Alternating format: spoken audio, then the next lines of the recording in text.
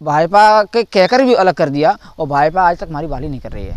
अब सरकार कांग्रेस की आई 2018 में तो भाजपा और संघ एवं बीएमएस के सदस्य बता करके कमलनाथ जी ने 27,000 बहन भाइयों को वृद्ध कर दिया।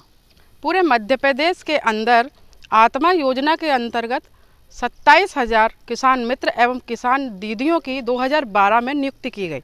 2018 में मध्य प्रदेश में चुनाव के समय कांग्रेस की सरकार बनकर आई। वो कांग्रेस की सरकार के समय में इन 27,000 किसान मित्र एवं किसान दीदियों को इनके पद से पृथक कर दिया गया। केंद्र सरकार की आत्मा योजना के तहत केंद्र सरकार और राज्य सरकार की जो किसानों के हित में जन कल्याणकारी योजना है उनका किसानों तक क्रियान्वयन करना ये किसान मित्र का काम था।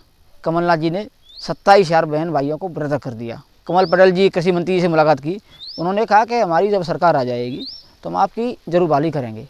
लेकिन इस सरकार को 2.5-3 वर्ष हो गए, लेकिन आज दिनांक तक किसी मंत्री ने कोई विधानसभा में क्वेश्चन नहीं लगाया, ना इस पर अमल हुआ है। भारत सरकार की जो भी कृषि से संबंधित योजनाएं थीं सरकार की, उन सारी योजनाओं को किसानों तक पहुंचाना, किसानों को किस तरीके से फसल प्रोडक्शन में उनको उत्पादन में अधिक फ़ायदा हो सकता है, कौन सी फसल में कौन सा कीटनाशक दवा डालने से उसमें जो बीमारियां हैं वो नहीं लगती, या कौन सी दवा खरपतवार के लिए है, जिसमें जैसे गेहूं की फसल में कौन सी दवा डालनी है जिससे खरपतवार, गेहूं में जैसे मामा घास है और सरसों में जैसे पोलिया जैसे रोग है, इनमें अपन कौन सी दवा का उपयोग करें जिससे कि फसल अच्छी हो और उसमें कोई रोग ना लगे, ये सारी जानकारी हम लोग किसानों को जाके गाँव में देते थे। रोज़गार ख़त्म हो गया, हमारे किसान में दर दर भटक रहे हैं और दर दर भटक, कोई कहीं मजदूरी कर रहा है, कोई कहीं लेबर में काम कर रहा है, अपने जीवन यापन कर रहे हैं मजदूरी करके। क्यों कि इनकी उम्र से ओवर ही हो गई, 2012 से अब 22-23 चल रहा है, 10-11 साल हो गई और 11 साल में तो नौकरी कर रहे नहीं है कहीं भी, इनको नौकरी मिल नहीं सकती है, ओवरेज हैं लोग, तो क्या कर सकते हैं।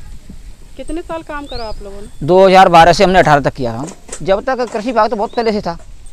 कृषि कर्मठ जो अवार्ड मिला था 5 बार मध्य प्रदेश सरकार को, वो किसान मित्रों की देन से ही मिला था। अभी हम चाह रहे हैं कि हमारे जो किसान मित्र हैं उनकी बहाली हो जाए। 2012 में जिनकी उम्र 45 साल थी उनको उसका लाभ दिया जाए और उनकी बहाली होना विशेष आवश्यक है, नहीं तो आगे के समय में सरकार पर इसका विशेष प्रभाव पड़ेगा और सरकार भी गिर सकती है।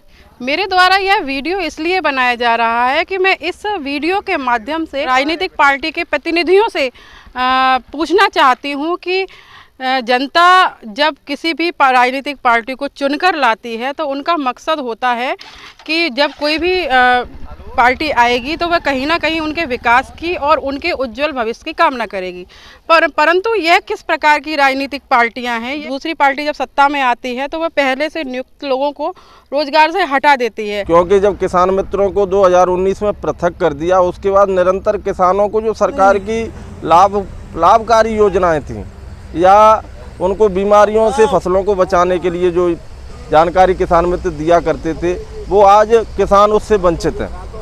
हम लोग भले ही कार्य नहीं कर रहे हैं, लेकिन फिर भी किसान हमको आगे पूछते हैं, भाई अब आगे क्या जानकारी है। जब सरकार हम लोगों को नहीं रख रही या हमें काम नहीं ले रही, तो हमें जब सरकार की जानकारी नहीं मिलती तो हम किसानों को क्या जानकारी दें।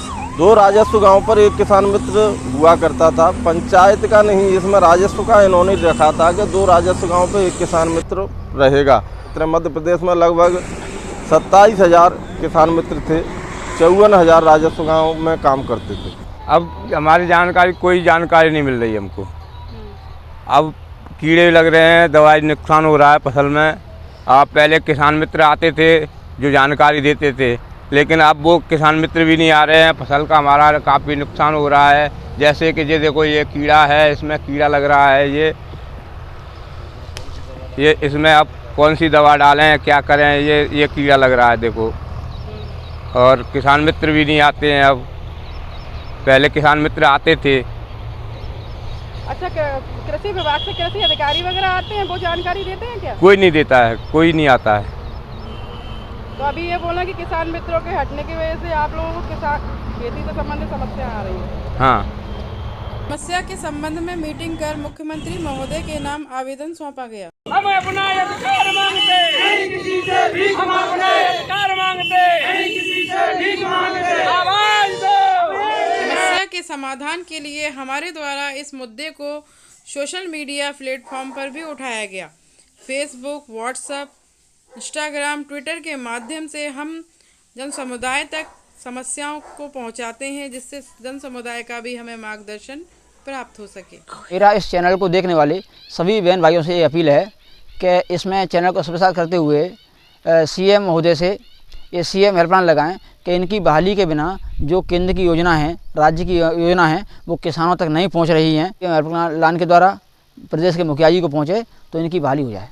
मैं ज्योति कदम, मुरैना, मध्य प्रदेश, इंडिया अनहर्ट के लिए।